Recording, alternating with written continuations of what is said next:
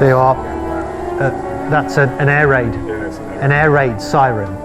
Several of them going off here in the center of the Ukrainian capital.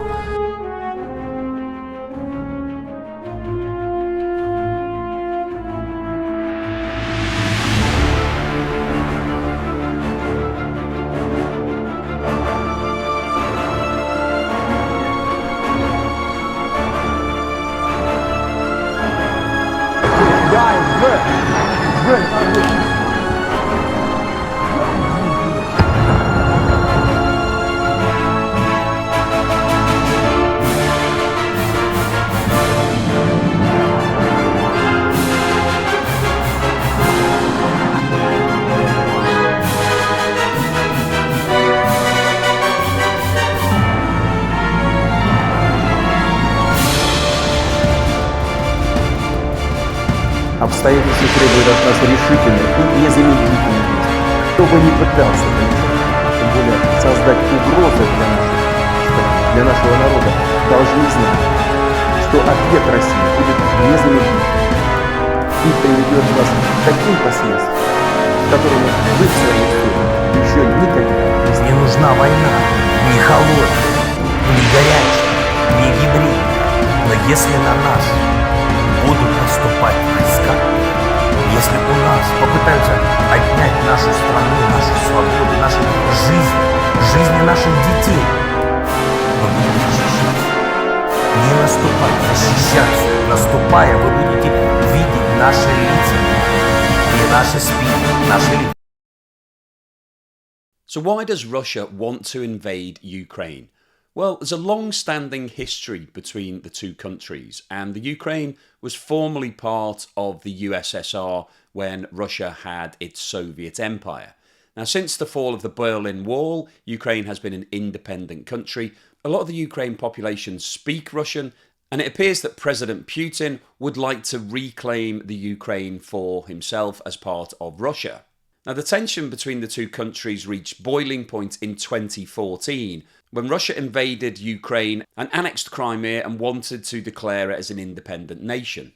Things calmed down relatively for a number of years, but early in 2021, tensions started to rise again when the president of Ukraine approached Joe Biden and urged him to allow Ukraine to join NATO.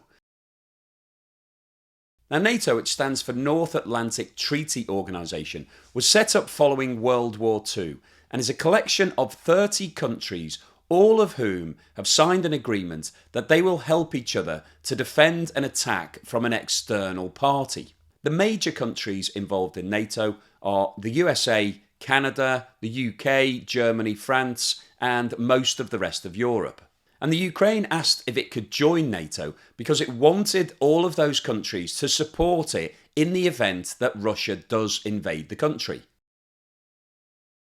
Now, this arrangement disturbed President Putin of Russia because he doesn't want any of those countries becoming involved in a conflict between him and Ukraine. And so he's taken some decisive action now, and it looks like he's doing that firstly to prevent Ukraine becoming a member state of NATO, but also by doing it now, he knows that the NATO countries won't automatically be drawn into a conflict.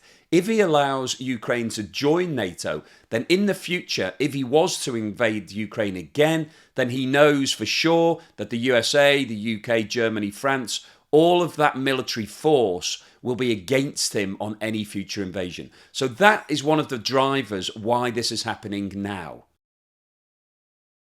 Now, President Putin's view of why he's invading Ukraine is somewhat different. Обстоятельства требуют от нас решительных и незамедлительных действий. Народные республики Донбасса обратились к России с просьбой о помощи. В связи с этим, в соответствии со статьей 51 частью 7 Устава ООН, санкции Совета Федерации России и во исполнение ратифицированных Федеральным собранием 22 февраля сего года договоров о дружбе и взаимопомощи с Донецкой Народной Республикой и Луганской Народной Республикой, мною принято решение о проведении специальной военной операции. Ее цель – защита людей, которые подвергаются издевательствам, геноциду со стороны киевского режима. So as I mentioned earlier, President Putin believes that there's a large part of the Russian nation living in Ukraine, and he's claiming that they're suffering genocide and abuse from the Ukrainian authorities. So the invasion has now started, and the key question here is, firstly, how long is it going to last for? And secondly, what are the implications for the rest of the world whilst this conflict is going on? So what are the chances of this conflict escalating into a global war? Will any of the other countries be drawn in? Will NATO decide that it wants to support Ukraine against the Russian invasion? And if it does, what will Russia's response be? So far, the Western nations have provided support to Ukraine. They've provided some equipment and some training, but they haven't committed to actually joining in the conflict. And President Biden recently made a statement about continuing to support NATO, not Ukraine. As Russia contemplates its next move, we have our next move prepared as well.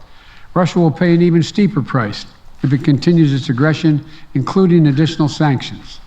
The United States will continue to provide defensive assistance to Ukraine in the meantime. Today, in response to Russia's admission that it will not withdraw its forces from Belarus, I have authorized additional movements of U.S. forces and equipment already stationed in Europe to strengthen our Baltic allies, Estonia, Latvia, and Lithuania. Let me be clear, these are totally defensive moves on our part. We have no intention of fighting Russia. We want to send an unmistakable message, though, that the United States, together with our allies, will defend every inch of NATO territory and abide by the commitments we made to NATO. But let's have a look at what President Putin has said in response to the current situation. Кто бы ни пытался помешать нам, а тем более создать угрозы для нашей страны, для нашего народа, должны знать, что ответ России будет незамедлительным и приведет вас к таким последствиям, с которыми вы в своей истории еще никогда не сталкивались.